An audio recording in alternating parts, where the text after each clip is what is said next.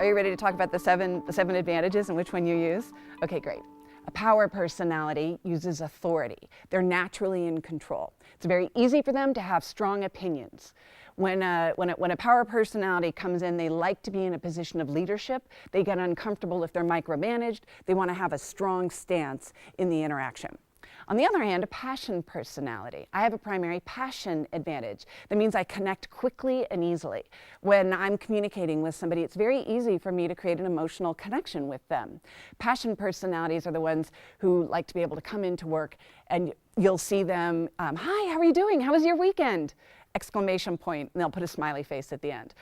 You know the personalities that always have the smiley face in their emails. That's a passion personality because they like to be able to create that back and forth. That's how they add value. So passion personalities have an advantage when it comes to relationship building. On the other hand, let's take a look at a mystique advantage. Mystique personalities aren't necessarily going to jump in immediately. They like to listen first. They like to observe. They like to take in information. And so if you give a mystique personality a challenge, they like to get all the data. They like to be able to make the right decision and follow through on each little bit and make sure they come up with the right answer. So think about these two very different personalities. Think about a workplace in which you have a passion personality and a mystique personality. The passion personality wants to come in, hi, how are you doing? How was your weekend? Exclamation point, smiley face. So they're great at customer service and they're great at building that immediate bond, but they're not necessarily great at fine-tuned decision making. On the other hand, a mystique personality might feel a little bit uncomfortable jumping in, being at the front of the store, or being on the phone with customers. They don't necessarily want to do that, but they're outstanding at being able to take the data and go through very complex decision-making processes. So in a sense, the passion personality can have a breakdown with the mystique personality. Imagine passion personality wants to connect and the mystique personality is saying no. So the passion personality is sort of saying, why don't you tell me you love me anymore? And the mystique personality is saying, I told you I loved you last year, and if that changes, I'll let you know.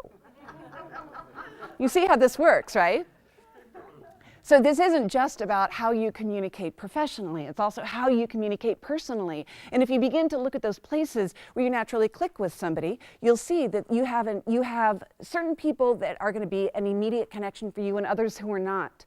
But the person that you most need around you may not be the one that you immediately connect with. I'll give you an example. As a primary passion personality, I used to always hire passion people.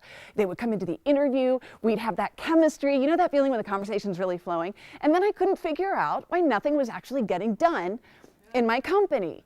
And I realized that it's because I was just replicating myself. I was hiring people that were people, and they were not detail people.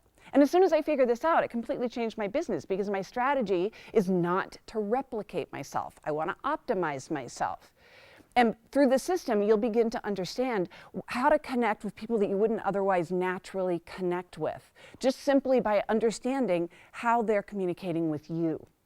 So a prestige personality is an overachiever. Prestige personalities have very high standards. They always want to improve things. So they're great on a project. When you want to make sure things are done well, things are done right, hire somebody who has a prestige personality.